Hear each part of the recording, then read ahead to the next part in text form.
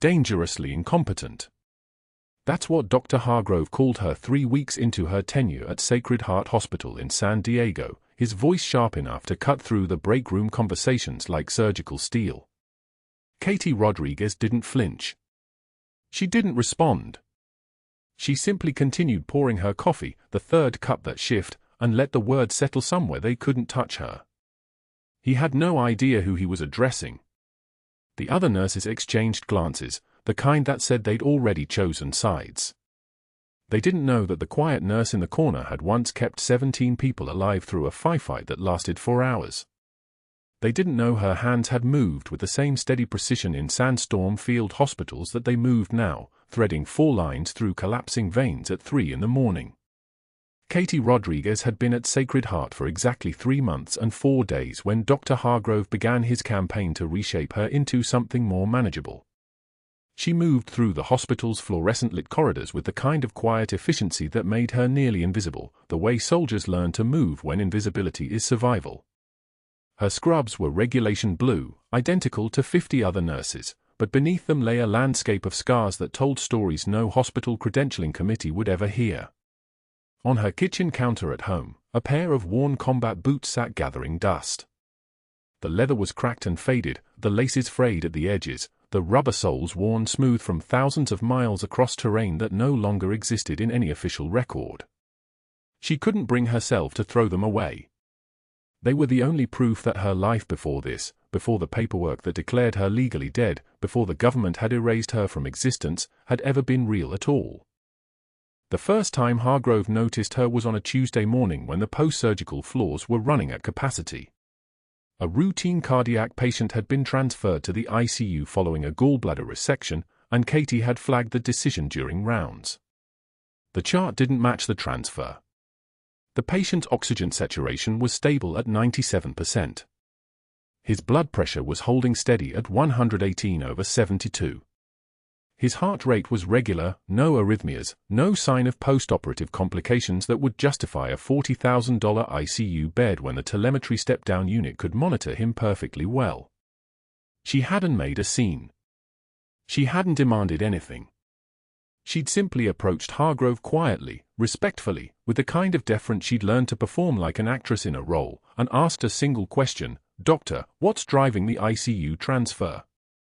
The vitals don't seem to support it." His eyes had narrowed.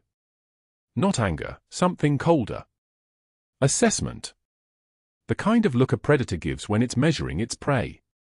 "Rodriguez," he'd said, reading her badge with exaggerated slowness, "you're 3 months in. Let the experienced physicians make the medical decisions. Your job is to follow orders and keep your observations to yourself." His voice had that particular quality that made other people shrink, the practiced authority of someone accustomed to being obeyed. She'd nodded once, turned, and walked away. She hadn't argued. She hadn't cried in the supply closet. She'd simply documented the transfer in the chart, initiated the ICU admission paperwork, and helped move the patient upstairs. The trembling that came later, when she was alone in her apartment at midnight, wasn't fear. It was restraint. What Harrove saw was a new hire. Inexperienced. Presumptuous. The kind of nurse who didn't yet understand the hierarchy, who thought asking questions was acceptable, who clearly didn't comprehend that billing codes were none of her business. Katie noticed that his rounds always seemed to generate the most aggressive interventions, the most expensive transfers, the most unnecessary consultations. She noticed that patients who should have been discharged often lingered, racking up additional facility charges. She noticed that the billing codes he assigned to routine procedures never quite matched the documentation. But she'd learned a long time ago that noticing and speaking were 2 different things. In Marja, the ones who spoke up too loudly were usually the ones who didn't make it home. The break room at Sacred Heart smelled like burnt coffee and antiseptic, the fluorescent lights humming with that particular frequency that made everything look slightly unreal. Katie sat alone most shifts now. The other nurses, the ones who'd been friendly during her first weeks, had learned to leave the moment she sat down. It was coordinated in a way that felt almost choreographed. A veteran nurse named Michelle would suddenly remember she needed to check on a patient. An LNA would announce she was on her break and disappear down the hall. By the time Katie had unwrapped her sandwich, she was alone with her thoughts and the rhythmic beeping of the monitoring stations just beyond the doorway. She'd endured worse. She'd endured 12 years of black site operations. She'd endured classified missions that no one would ever acknowledge. She'd endured the moment they told her the paperwork was done, her service record sealed, her identity officially erased. This was just high school social dynamics wearing scrubs. But it was also a problem. Harrove was running a billing scheme so obvious that any auditor with functioning eyes would spot it within a fiscal quarter. The ICU transfers without clinical justification. The consultations from specialists who never actually saw the patients but still sent invoices. The imaging studies that were repeated unnecessarily, the lab work ordered in duplicate, the medications charged at premium codes when standard protocols would have sufficed. She'd worked trauma triage in forward operating bases where resources were scarce enough to matter, where every decision rippled backward to supply chains that depended on honest accounting. Watching Harrove bilk the system, and by extension, watching him milk the hospital's reputation and insurers' budgets, felt like watching someone steal water from a man dying of thirst. On a Thursday afternoon in her 14th week at Sacred Heart, Harrove approached her at the nurse's station. His expensive shoes, Italian leather, probably cost more than her weekly salary, clicked against the tile floor with a rhythm that made her neck tighten. He'd been monitoring her, she realized. Watching.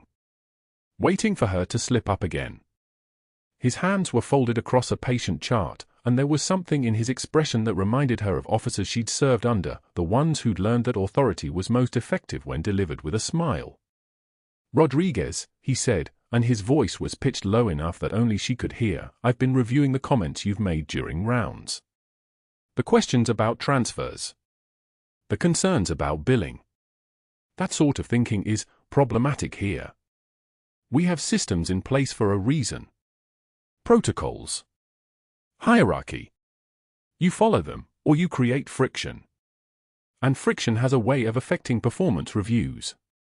He let that settle. Let it breathe. Then he smiled, not warmly, but with the precision of someone who understood exactly how to make a threat sound like friendly advice. I trust you understand. Katie set down her pen. She looked up at him, and her eyes were steady as a surgical laser, the kind of calm that comes from having already survived the worst that most people could imagine. Yes, doctor, she said quietly. Her voice was soft, deferential, the way a new nurse should sound in front of an attending physician. But there was something underneath it, a note that suggested she was agreeing to comply, not agreeing that he was right. I understand the protocols. She didn't mention the billing codes again. She didn't question the transfers. She documented everything, entered the data into the hospital's systems, and kept her observations locked somewhere deep where no one could weaponize them against her. In the break room, she ate her sandwiches alone. In the hallways, she nodded at colleagues who'd already decided to pretend she was invisible. In the supply closet where she pulled medications at 2 in the morning, she let herself breathe and didn't cry, and not because she was incapable of tears, but because tears were a luxury for people who still believed the world was fair. What happened next didn't just silence the room. It brought everything into sharp, terrible focus. 2 weeks later, a 4-star general was admitted to the cardiac unit following a cardiac event during a base visit in San Diego. The military liaison had called ahead, had requested privacy, had specifically requested that no press be notified. Harrove saw an opportunity immediately. Katie watched it happen in real time, saw the calculation move across his face like weather moving across a radar screen. A 4-star general meant high-acuity billing. It meant consultants. It meant imaging and monitoring and every possible intervention, justified and unjustified, flowing directly to a federal budget that would process the charges without question. It meant money. And that was when everything changed. Mrs. Patterson's chart sat open on the nurse's station counter, and Katie's eyes caught the notation Harrove had entered that morning: ICU transfer, post-operative monitoring, extended telemetry. The woman was 36 hours post-surgery for a routine gallbladder removal. Her vitals were stable. Her oxygen saturation was 97% on room air. Her pain was controlled.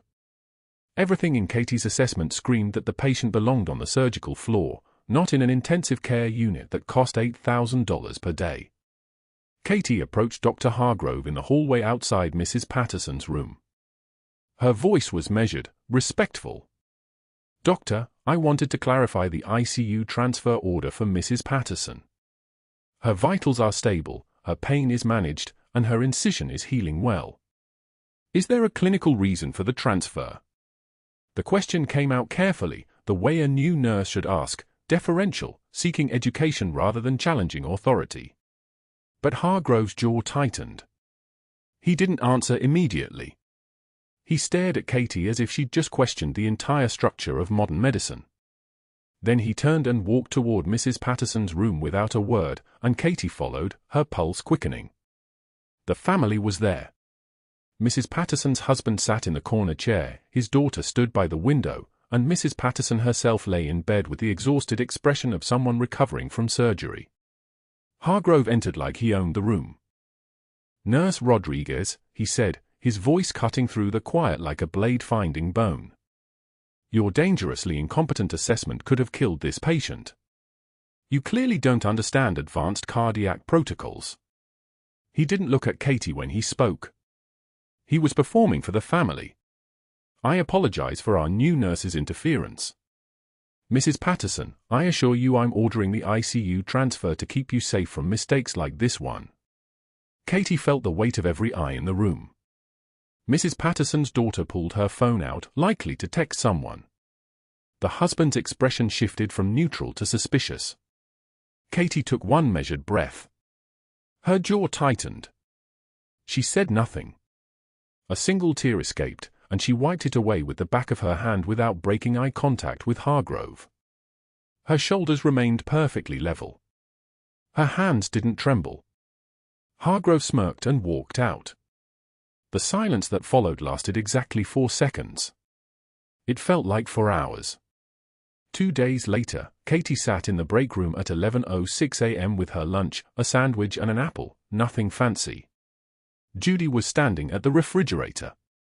Margaret was microwaving something that smelled like vegetable soup. Tom was pulling cream cheese from the cabinet. Katie unwrapped her sandwich quietly and sat at the small table in the corner. Judy closed the refrigerator. Margaret turned to retrieve her soup. Tom grabbed his plate. Without a word, without even acknowledging Katie's presence, all 3 of them gathered their food and left. Judy was careful not to let the door slam behind them. It was polite in its cruelty. It was coordinated. It was the 14th time in 9 days. Katie chewed slowly.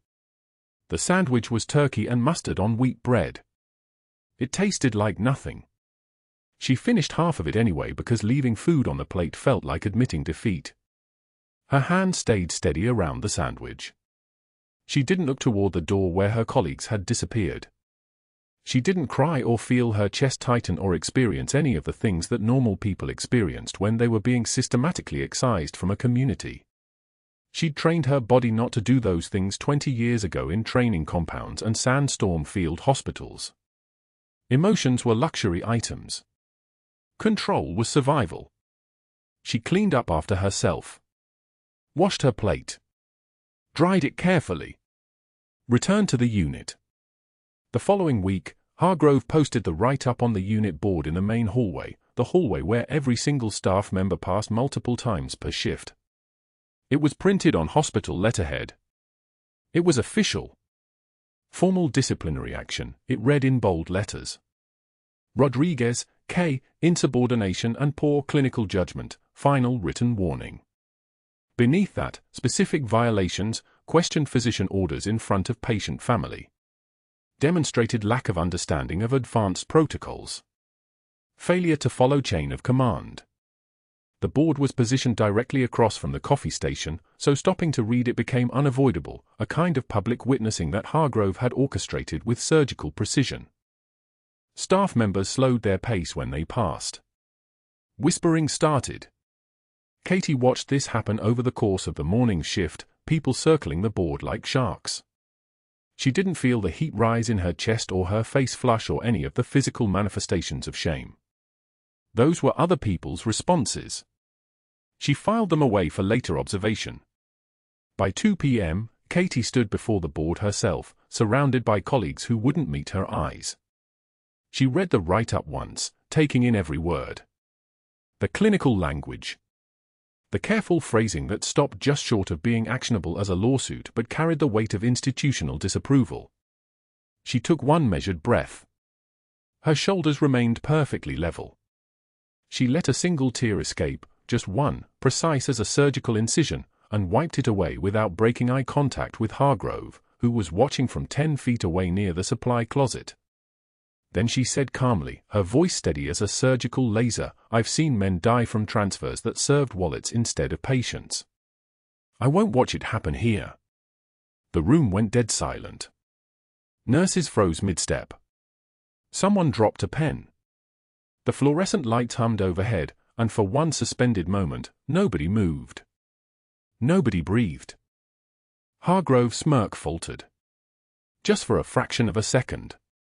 Just enough to show that something in his calculation had shifted. Then he called out loudly enough for the gathered nurses to hear, questioning Katie. "If you can't follow orders, maybe nursing isn't for you." He said it like he was joking, but his voice had an edge now, a sharpness that hadn't been there before. He turned and walked away. Katie turned and walked in the opposite direction.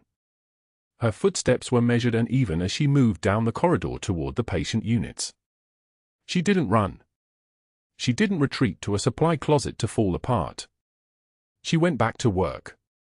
There were patients who needed monitoring. There was documentation to complete. There were vital signs to assess and medications to verify and the endless tasks that filled the hours of a nursing shift. But her hands were different now. Something had changed in the way she held herself. The way she moved had shifted just slightly, more direct, less deferential. It was subtle enough that nobody conscious would notice, but her body was remembering things. Her body was waking up. That evening, Katie sat in her kitchen as rain began to fall outside her apartment window in San Diego. Her kitchen was small, sparse. White walls. A refrigerator with one photo on it, her at the hospital orientation ceremony, holding a hospital badge, looking appropriately uncertain and new. There was a sink with one coffee mug drying beside it. There was a table with a single chair. And on the counter next to the sink sat a pair of combat boots. They were worn. Genuinely worn. The leather was creased in places from years of movement. The sole showed the red clay of Afghanistan beneath the wear patterns. The laces were frayed at the edges.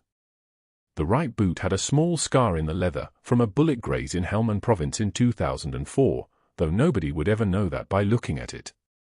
These boots had walked through Marja when the government had officially declared her dead.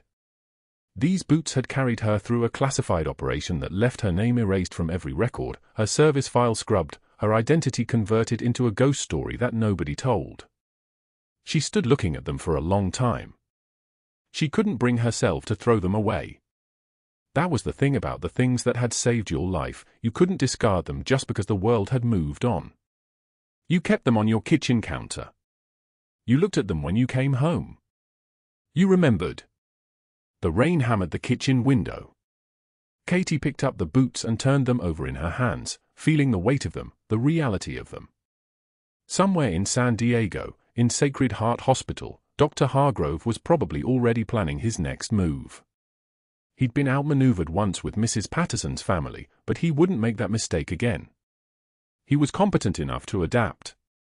He was dangerous enough to escalate. She set the boots back down on the counter, side by side. Tomorrow, a 4-star general from Special Forces would arrive at Sacred Heart Hospital following a cardiac event. The paperwork would already be processed. The beds would already be assigned. Dr. Hargrove's eyes would light up when he saw the rank and the military insurance coverage with unlimited authorization. Katie didn't know this yet. Nobody did.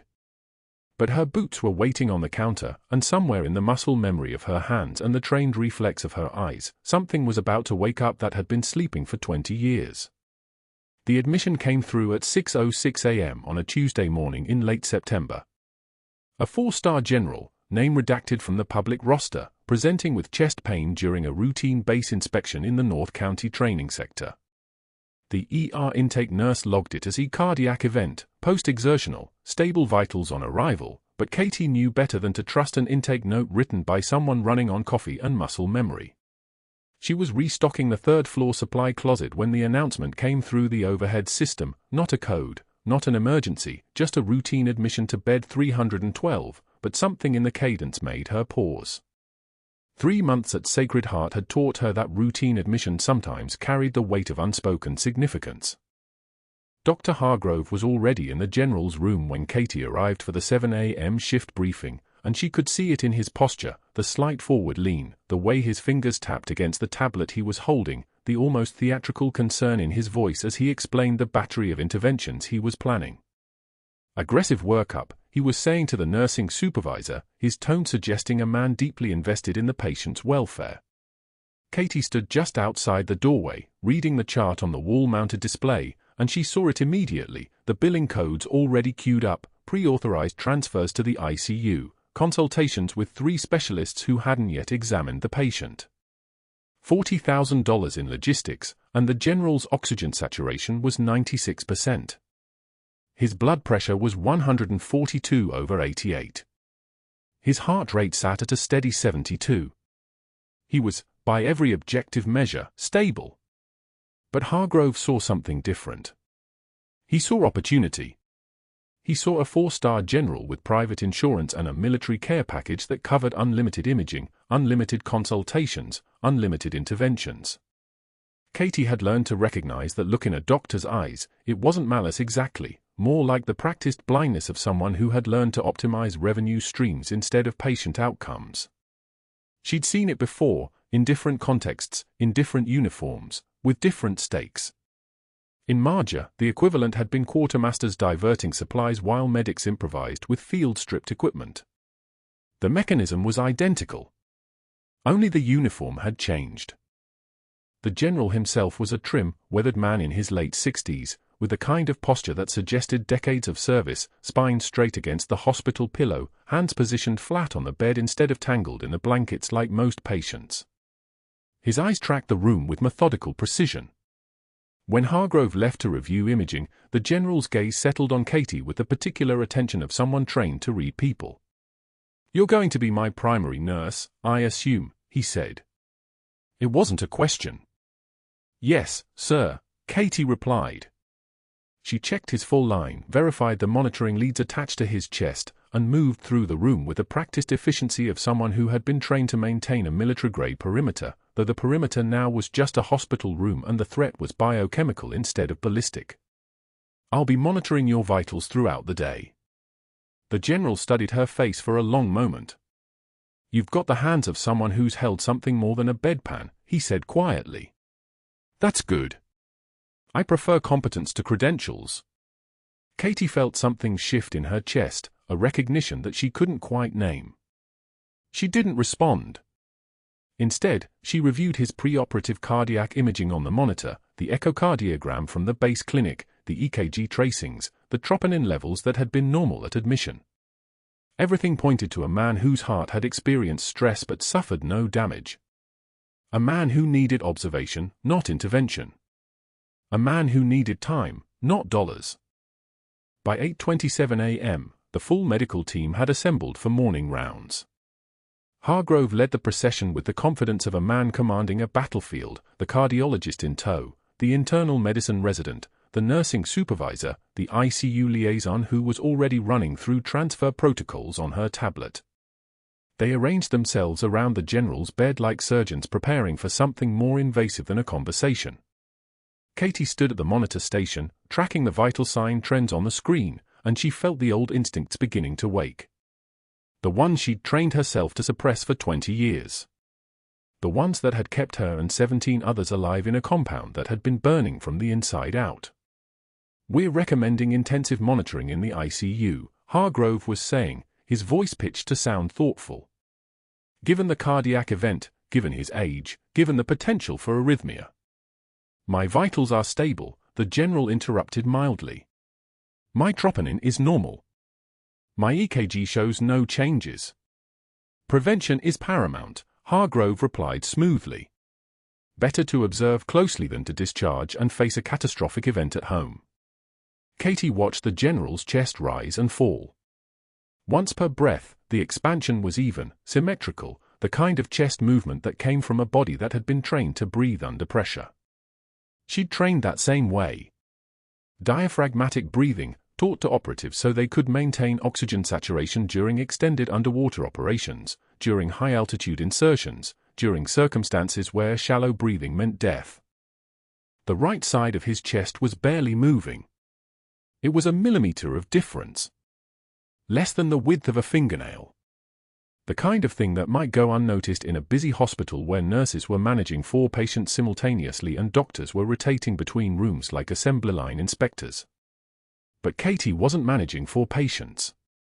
She was staring at a monitor, and her eyes had been trained in a field hospital in Helmand Province by a trauma surgeon who used to say that most people died because they died small, they missed the millimeter shifts, the subtle changes in color, the difference between regular chest wall movement and the kind that meant air was accumulating where it shouldn't. She moved closer to the bed, ostensibly to adjust the monitoring leads, and she watched the general's breathing pattern. On the next intake, the right chest wall barely lifted. On the next one, even less. The trachea had shifted, just barely perceptible, a 1/4-inch deviation toward the left. His blood oxygen was still 96, but the trend line on the monitor had begun to descend in the faintest possible slope. 95.8, 95.6. Not alarming yet. Not dramatic. Just the kind of slow deterioration that a routine monitor check might miss if someone was focused on the wrong thing. Tension pneumothorax. Air in the pleural space, accumulating with each breath, gradually collapsing the right lung, gradually pushing the mediastinum toward the left, gradually increasing pressure on the heart. In a field hospital in Sanjan Valley, Katie had treated 3 cases of spontaneous pneumothorax in a single day after the compound mortar strike. The protocol was immediate needle decompression, a 14-gauge angiocath needle inserted at the second intercostal space, midclavicular line, a hiss of air escaping where it shouldn't be, a sudden improvement in oxygenation and cardiac output that was almost miraculous in its immediacy. But this wasn't a field hospital. This was a room full of doctors, and she was a nurse with 3 months of institutional credibility. He's developing a tension pneumothorax, Katie said. Her voice was steady, pitched low and clear, the way she'd learned to speak when saying the wrong thing could get people killed. The room continued its murmur of conversation for approximately half a second before everyone turned toward her. Hargrove's expression shifted into something that looked almost like amusement. His oxygen saturation is 96%, he said. The tone was the tone of a teacher explaining something to a bright but obviously confused student. His blood pressure is stable. You're seeing problems that don't exist. Katie watched the monitor. 95.4 and 95.1. The trend line continued its descent. The general's heart rate had begun to climb, just slightly, just enough to suggest that his body was compensating for something. She'd learned to read these small shifts in Marja. In the compound evacuation, when a 4-year-old boy had been breathing so shallowly she'd almost missed that he was breathing at all. When 30 seconds of inattention could mean the difference between a rescue and a body bag. He needs immediate needle decompression, Katie said. The words came out as a statement, not a question. Not a request. A fact presented to a room full of doctors who had spent their careers learning how to interpret data and very little time learning how to trust the person holding the patient's hand. Hargrove's face had begun to redden. He needs the interventions I've ordered, he said, his voice dropping an octave. Not field medicine from someone 3 months out of nursing school. He turned to the team, to the cardiologist and the resident and the ICU liaison, bringing them into the performance of his authority. Prep the patient for transfer. Get the ICU bed ready. We're moving him in 15 minutes. Katie stepped between Harrove and the bed. The room went completely silent. The monitors continued their electronic whisper, the 4-pump maintained its steady rhythm, but the people in the room had stopped moving, stopped breathing, become statues arranged around a moment they could all feel the weight of but couldn't quite name. In 3 minutes, Katie said, his trachea will deviate further. His blood pressure will begin to drop. His oxygen saturation will fall below 90. And he will code. She paused. She let the silence stretch the way you let a taut rope stretch before you pull. I'm calling it now. The general's eyes had never left her face. Something flickered there, a recognition, a memory, a moment of clarity so profound it was almost audible. But before anyone could speak, before Harrove could respond, Katie was moving toward the supply cart. Muscle memory took over. Her hands found the 14-gauge angiocath needle without conscious thought. Found the alcohol prep pad. Found the syringe. Hargrove's voice cut through the room like a blade. If you touch this patient, I will have your license. I will have you removed by security in the next 30 seconds. I will ensure you never work in medicine again. The threat hung in the air between them. Katie held the needle. The general watched. The monitors continued their measurement of a deterioration that was invisible to everyone except the one person in the room who had learned to see it. And that's when Hargrove's phone appeared in his hand. His fingers were already moving, already dialing, already composing the narrative he would present to the hospital board chairman who owed him 3 years of quid pro quo referrals and consultations and favorable billing arrangements. We have an immediate situation, Harrove said, his voice transformed into something urgent, something deeply concerned. A nurse is refusing direct orders. She's threatening to perform an unauthorized procedure. She's putting a high-profile patient at risk. He paused, listening to whatever came through the other end. Yes. 4-star general. Yes, I'm calling security now. Yes, I'm documenting everything. The room had begun to move again, not toward helping the patient, but toward protecting the system that had failed to see what was happening in front of it. And Katie understood, in that moment, that saving this man was going to cost her everything. The general's breathing changed. Just barely. A millimeter shift in his airway position during morning rounds, the trachea deviating toward the left, away from the collapse expanding on his right side. Katie saw it while Harrove discussed billing codes with the resident, his pen already poised over the chart for unnecessary ICU transfer orders. She stepped closer to the bed, her eyes tracking the patient's chest wall with the precision of someone who'd done this in sandstorm field hospitals under fire. Unilateral chest rise. Right side. The left side barely moving at all. A developing tension pneumothorax. Real time. Happening right now while they stood there talking about money. Katie's hand moved to the call button, but Hargrove's voice cut across the room like a scalpel. What are you doing, Rodriguez? The patient needs immediate needle decompression. Second intercostal space, mid-clavicular line. Tension pneumothorax developing. Harrove stared at her. Then he laughed. The sound was thin and brittle, like ice cracking under weight.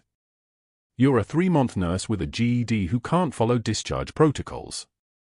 You don't diagnose. You certainly don't call emergency procedures. He turned to the resident. Get her out of rounds. Now. Doctor, his oxygen saturation is dropping. 89%.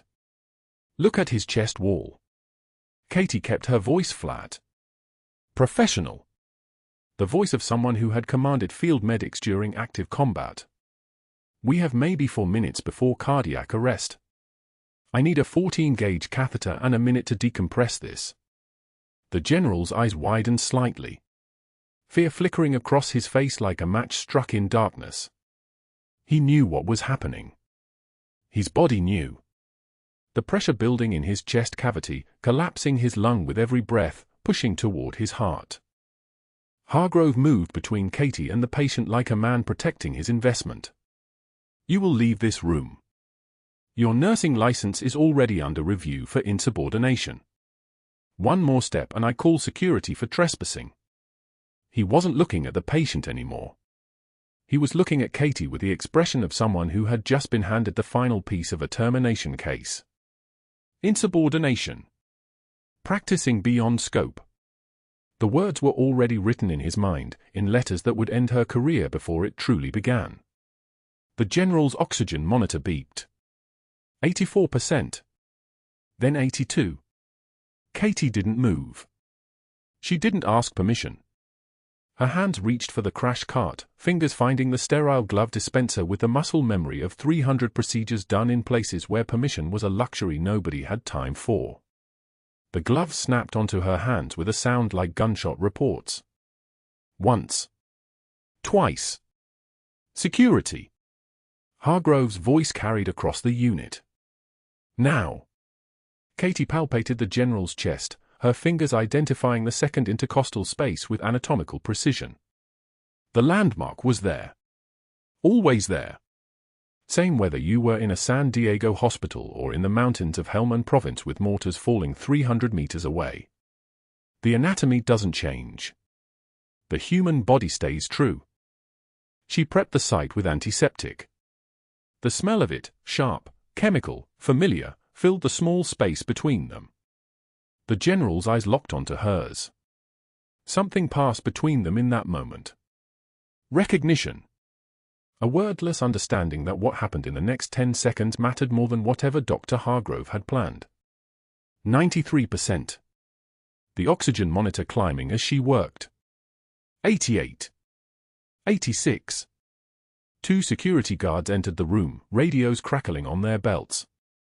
Hargrove pointed. Remove her from this hospital. Katie inserted the 14-gauge catheter with a single steady motion. The needle found the space between the ribs, the familiar resistance, and then the hiss. The sound of pressurized air escaping. That was the sound that meant she was right. That was the sound that meant he was going to live. The general gasped. His shoulders relaxed. The tension drained from his face like water finding its level. The monitor jumped. 94%. 96. 98. Katie withdrew the catheter and placed a gloved hand against the patient's chest, feeling his lung expanding again, the air moving as it should. 2 security guards stood frozen in the doorway. The resident had gone pale. A nurse, Maria Gonzalez, covered her mouth with her hand. Hargrove's voice was thin and sharp as a blade. She just performed an emergency procedure completely outside her scope of practice. I want her removed from this hospital immediately. And I want her nursing license reported to the state board. The nursing supervisor, Linda Chen, stepped forward. Her eyes moved from the general stabilizing vital signs to Katie's composed face. Katie's hands were steady. Not shaking. Not trembling. Just steady, as if she'd done this 1,000 times, which she had. Just not here. Not in a hospital where it was supposed to matter. Dr. Hargrove, the patient, is alive despite her interference, not because of it, Hargrove interrupted. His jaw was clenched so tight it looked like he was chewing glass. Get her out. Now. The next 4 hours happened in fragments. Hargrove on his phone in his office, his voice too controlled, too measured. Too dangerous. 3 calls Katie heard about second-hand from whispered conversations in the break room. 1 to her sparse references, her listed prior employers, the ones she'd invented, the ones that led nowhere because her real records had been scrubbed clean by Pentagon order 20 years ago. 1 to an outside investigator he'd used before, a woman named Delaney who specialized in building termination cases so airtight that no lawyer would touch them. 1 to the state nursing board, reporting Katie's license for review pending investigation of unauthorized medical procedures and gross insubordination.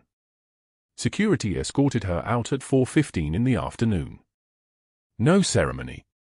No final word.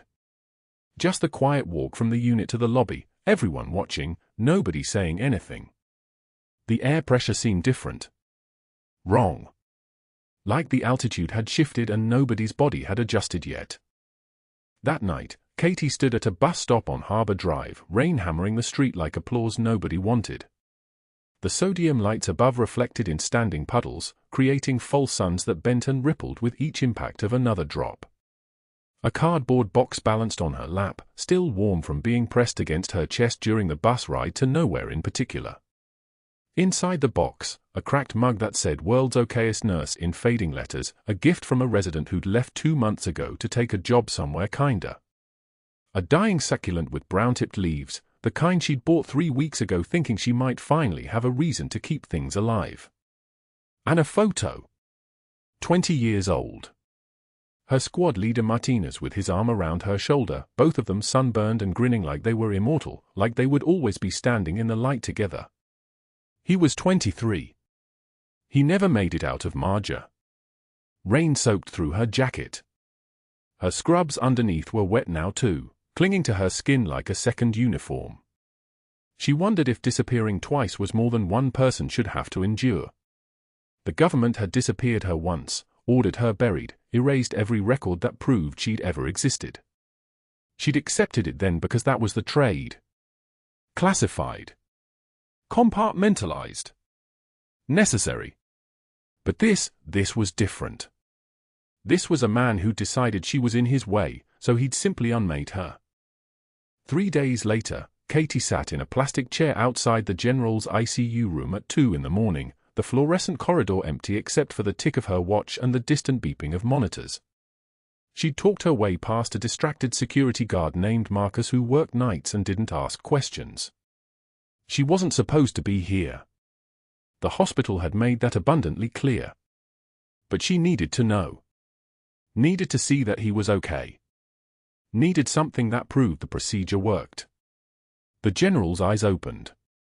They moved slowly across the ceiling, unfocused, and then locked onto her face with a sudden clarity that made her stand. His lips moved without sound for a moment. Then the word came out, barely a whisper, rough from the ventilator that had been removed that morning. Ghost.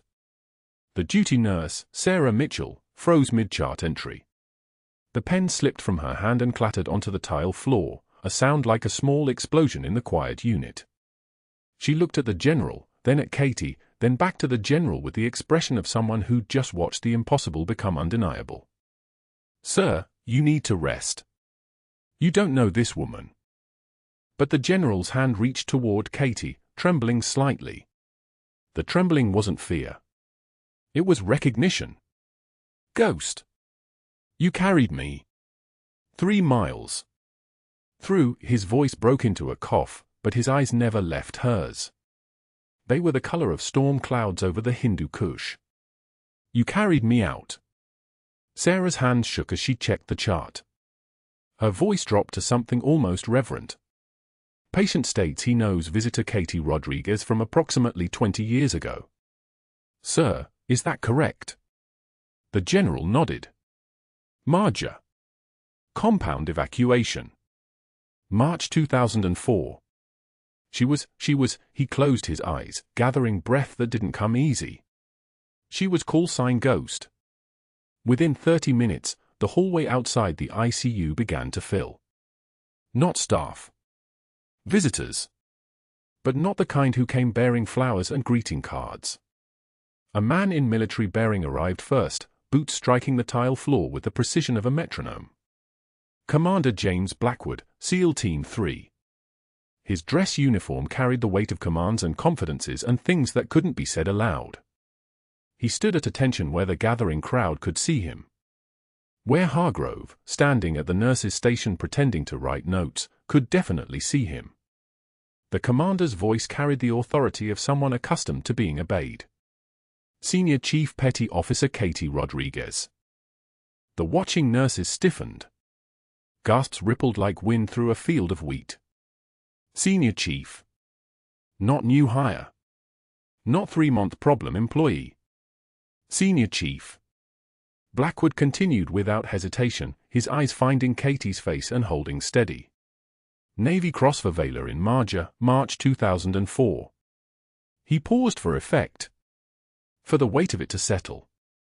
2 silver stars for operations in the central Hindu Kush, classification level above my pay grade. Another pause. The crowd was completely silent now. Purple Heart twice. Combat medic. Special Forces. 18 years of service across 3 continents. A second figure stepped forward.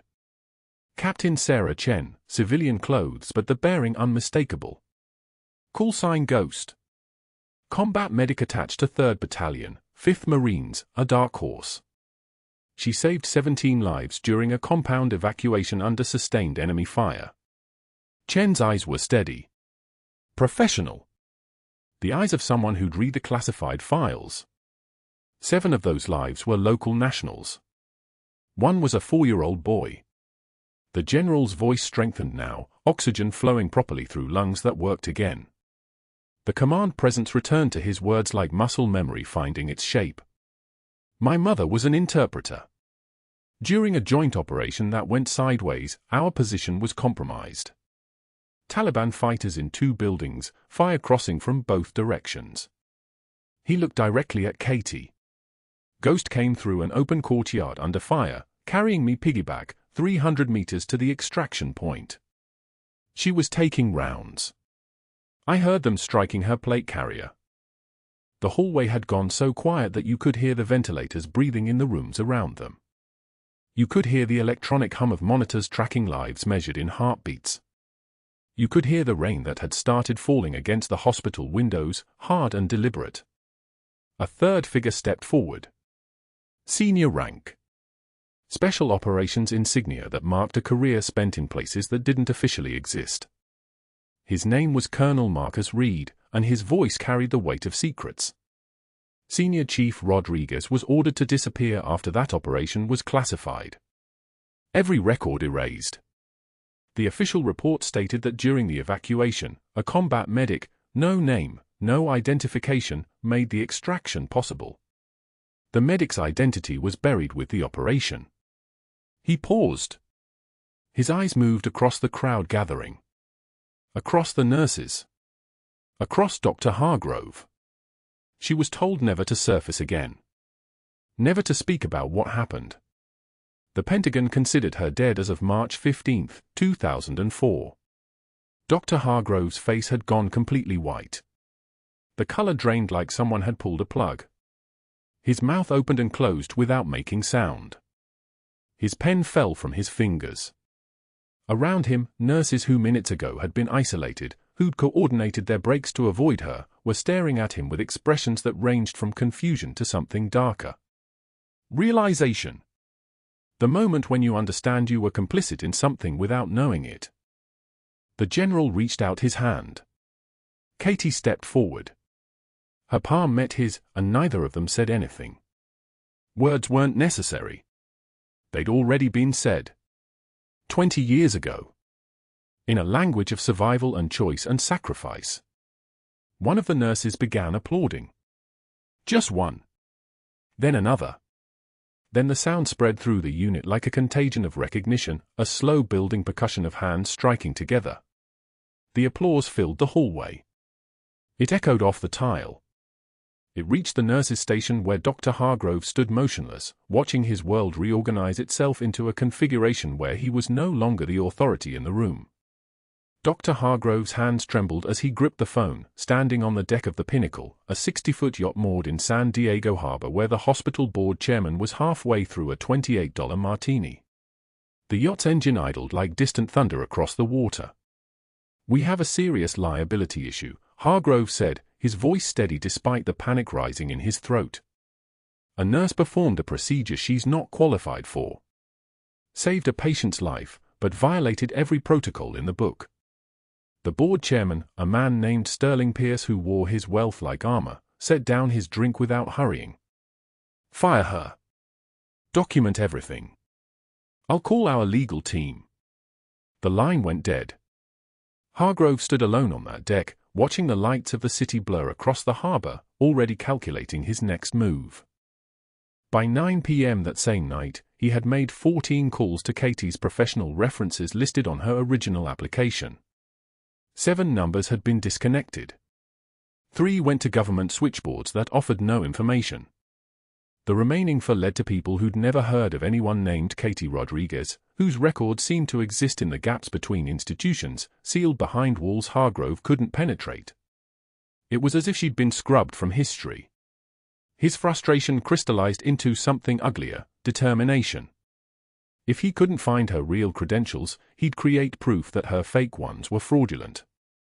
By 10 p.m., Harrove had already made contact with Morrison & Associates, a private investigation firm that specialized in employment disputes. He hired them for $7,500, cash payment, untraceable, with one instruction: build me a termination case. I need documentation that shows this nurse falsified her credentials and posed a danger to patients. The investigator, a woman named Deshonda Morrison who'd seen this dance before, asked only one question: what's the real reason? Harrove lied smoothly. She's incompetent. Performed a procedure outside her scope of practice. Nearly killed a patient. Morrison didn't believe him, but she didn't care. The money was real, and the paperwork would be real enough. The next morning, Katie arrived for her shift to find security waiting at the hospital entrance. "Ms. Rodriguez, you need to come with us," the guard said. Not a request. Not a conversation. Just logistics. She followed them to a small conference room on the administrative floor where Human Resources had prepared a folder with her name on it. The termination letter detailed 3 violations: performing procedures without physician authorization, gross insubordination, and practicing beyond the scope of a registered nurse. It was signed by Harrove and 3 administrators. "Your nursing license is under review pending a formal investigation," the HR director explained without making eye contact. "You're not permitted on hospital grounds while the review is ongoing. We'll send your personal belongings to your home address." The words fell like stones into still water. Katie nodded once, turned, and walked out of Sacred Heart Hospital for what might be the last time. Security escorted her to the parking garage. She moved with the same composure she'd maintained through Marja, through 3 years of classified operations, through 20 years of pretending to be ordinary. But at 4:02 p.m., standing in the rain outside a bus stop 3 blocks from the hospital, Katie Rodriguez felt something fracture inside her that had held intact since the day the Pentagon made her legally dead. The cardboard box on her lap held the contents of her locker: a cracked ceramic mug from a coffee shop that had closed 5 years ago, a succulent plant that was more brown than green, and a photograph in a frame: her squad leader, Martinez, the one who didn't make it out of Marja alive. The rain fell like accusation. People hurried past her, their umbrellas creating a forest of black fabric, each one a stranger moving toward a life that hadn't been erased by government order. She was supposed to disappear. That was the deal made 20 years ago. Vanish from the official record, take a new life, don't ask questions about the compound raid that went wrong, don't talk about the child she'd carried 3 miles through enemy territory, don't mention the 17 people she'd kept breathing until medevac arrived. She'd done everything right. Stayed quiet. Changed her identity. Built a legitimate career in nursing. And in 3 months, it had collapsed under the weight of a man's ego and his fear that she might ask questions about money that shouldn't have been billed. That night, at 2:17 a.m., Katie stood in the ICU corridor of Sacred Heart Hospital wearing dark clothes, her hair pulled back tight, moving like a ghost through hallways she'd walked every shift for 90 days. The security guard at the main desk was occupied with his phone, his attention fractured between 3 screens. She slipped past him like water finding a crack. The general's room was dimmed except for the glow of monitors: O2 sat at 91%, heart rate stable at 64, BP holding at 118/70. He was pale, diminished by the bed and the machine surrounding him, but alive. Katie pulled a chair close and sat down to wait. The vigil lasted until dawn. She didn't touch him. Didn't move. Just watched the numbers on the screens, trusting her skills more than his surgeons, ready to call for help if anything shifted wrong. Loving someone, she'd learned long ago, sometimes meant watching them from a distance. Protecting them by being the only person in the room who'd notice if something broke before anyone else could see it. At 6:03 a.m., a nurse came in and Katie slipped out, disappearing into the stairwell before anyone could ask questions. 3 days later, at 3:52 p.m., the general's eyes opened with sudden clarity. The ventilator had been removed that morning. His fingers moved, testing the edges of consciousness, and when his gaze focused on the figure sitting in the corner chair, his body went completely still. One word escaped his lips, hoarse from the breathing tube, a word that hadn't been spoken aloud in 20 years, ghost. The duty nurse, a young woman named Sarah, froze at the bedside. She checked the chart with trembling hands, reading aloud, patient states he knows the visitor present in the room, identifies her as Katie Rodriguez. Notes indicate. Sarah's voice cracked. Notes indicate military service notation. Classification unclear. She looked from the general to Katie to the chart, and her expression shifted from confusion to something approaching awe. Within the hour, the corridor outside the ICU had filled with hospital staff, security, and 3 men in dress uniforms. The tallest of them, a commander named Blackwood, walked to the center of the gathering crowd and stood at attention. His voice carried the weight of formal ceremony. "I'm here to acknowledge Senior Chief Petty Officer Katie Rodriguez, United States Navy, retired." The hallway went so quiet you could hear the ventilators breathing in adjacent rooms. Navy Cross for Valor in Marja, November 2004. 2 silver stars for extraordinary heroism. 2 Purple Hearts. Each medal landed like a hammer. Colleagues Katie thought despised her, nurses who'd avoided her, residents who'd dismissed her, techs who'd whispered behind her back, now stared as if they were seeing someone they'd never actually looked at. She saved 17 lives that day, Commander Blackwood continued, including a 4-year-old boy who shouldn't have survived that compound. The general, sitting upright now with the oxygen cannula across his face, his voice stronger than before, added, "I was that boy. My mother was a local interpreter. Ghost carried me through 3 miles of active fire when her position was compromised." He paused, breathing deliberately. She died that day according to every official record. The Pentagon made her legally dead to protect the operation from review. His eyes found Katie. "And now she saved my life again. Same woman. Same skill. Same refusal to let someone she cares about die on her watch." The hospital administration, standing at the edge of the crowd, began to understand that something had shifted in the architecture of power. This wasn't a terminated employee. This was a decorated military officer. This was federal attention. The FBI arrived 90 minutes later.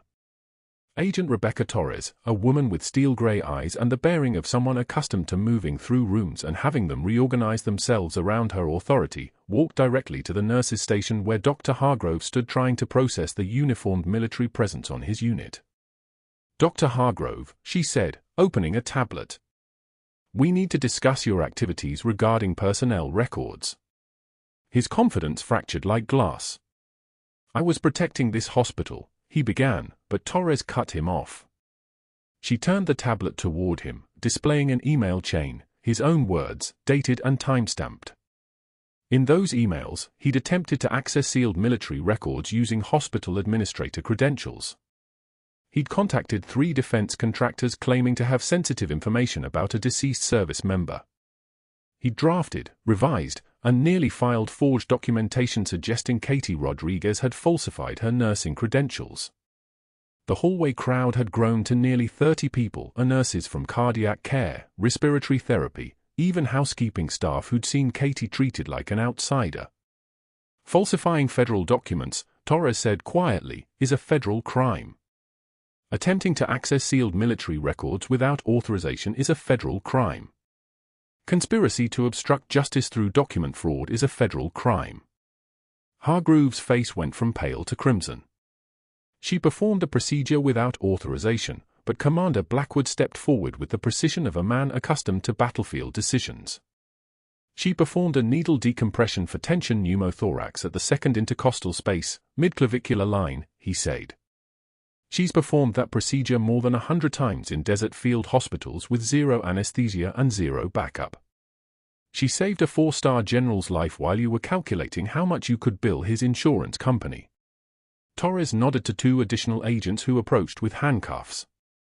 Dr. Marcus Hargrove, you're under arrest for falsification of federal records, attempted fraud, and conspiracy to obstruct justice. The handcuffs clicked shut with a sound like punctuation. Hargrove protested as security escorted him through the corridor, past the nurse's station where his name placard was already being removed, past the break room where staff he'd bullied for 15 years watched him pass, past the bulletin board where Katie's termination notice hung still, a ghost of something that had never been real. Local news cameras caught him being led through the lobby, his expensive tie disheveled, his hands cuffed, his mouth moving in denials no one was recording. Within 48 hours, the state medical board suspended his license. Within 1 week, Sacred Heart's billing practices came under federal investigation. The auditors found $2.3 million in fraudulent charges spanning 3 years, unnecessary procedures, inflated codes, surgeries billed at premium rates despite being routine. Dr. Hargrove's empire of small cruelties and expensive lies collapsed into a single folder marked criminal prosecution.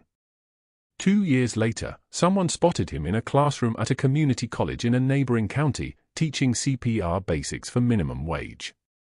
His hands shook as he demonstrated chest compressions on a dummy to students who didn't know his name. They didn't know he'd once commanded operating rooms. They didn't know he'd broken careers on a whim. They only knew he was teaching them how to save a life, and the irony was so complete it bordered on mercy. Katie Rodriguez stood as Director of Emergency Medicine at Sacred Heart Hospital now, her office walls displaying her nursing credentials, her Navy Cross in a simple frame, and a shadow box containing her worn combat boots beside a photograph of Martinez. She was addressing a room of new nursing graduates, the general sitting in the front row in full dress uniform, his chest ribbon rack a constellation of honors. "I was legally dead for 20 years, she told them, her voice carrying the weight of someone who'd survived being erased. "I lost my name. I lost my service record. I lost my entire identity because of an operation the government needed to disappear. But I never lost the knowledge that every patient deserves someone in the room who will refuse the wrong order, no matter what it costs." The general stood and saluted her. The entire audience rose with him. That evening, Katie walked through Sacred Heart's hallways where nurses greeted her by name, where residents sought her counsel, where the break room filled with colleagues who saved her a seat. She touched her fingers to Martinez's photo on the memorial wall, a new addition, honoring all veteran healthcare workers. If you've ever witnessed retaliation against a healthcare provider or suspected billing fraud in your hospital, contact your state medical board or the federal whistleblower hotline. Protections exist for a reason. They're there to protect patients from people like Dr. Hargrove. Like, subscribe, and comment if you believe healthcare heroes deserve recognition. You do not need a badge or a gun to be a warrior.